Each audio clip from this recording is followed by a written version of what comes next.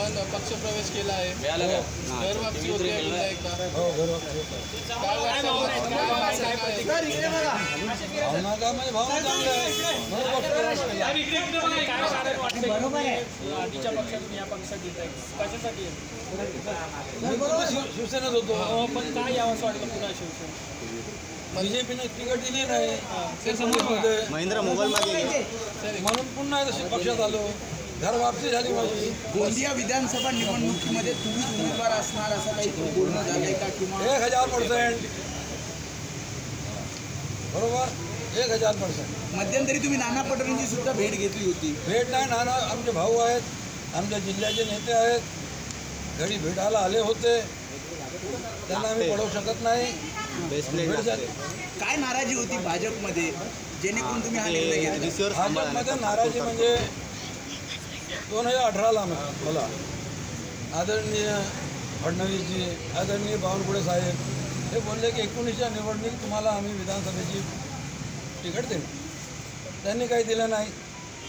त्यानंतर गोंदिया जिल्हा परिषद माझ्या मुलगा त्याला पक्षाची तिकीट दिली नाही जिल्हा परिषदेची. तो मग स्वतंत्र निवडणूक लढला, तो जिंकला. माझ्या मुलाला जिल्हा परिषद देऊ शकत नाही तर मला आमदारकी देतील का? चिरंजीव सुद्धा शिवसेनेमध्ये प्रवेश करणार आहे नाही, तो स्वतंत्र आहे. साहेब समोर बघा. तो स्वतंत्र आहे, तो स्वतंत्र राहणार. आणखी एक गोष्ट सांगतो मी. 24/2/2024ला नागपूरमध्ये सगळ्या म्हणजे विदर्भाच्या सगळ्या म्हणजे लोकसभेच्या कार्यकर्त्यांची मिटिंग होती. भारतीय जनता पक्ष ते म्हणजे गोंदिया भंडारा लोकसभा, चंद्रपूर लोकसभा, वर्धा लोकसभा, 6 लोकसभा होती. त्यात आमचे बावनकुळे साहेब काय बोलले की आमच्या पक्षात येणाऱ्याची खूप लंबी लाईन आहे. महेंद्र मोबाइल लंबी लाइन है, जो आते उनको हाँ बोलो.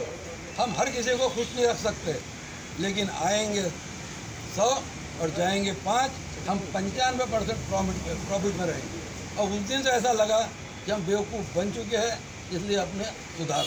और आज हम शिवसेना भवन में मातोश्री में आकर सुधर गए. धन्यवाद. भाजपने बेवकूफ बनवलं. हो, बेवकूफ़ बनवला ना यार, किती जोरात बोलू.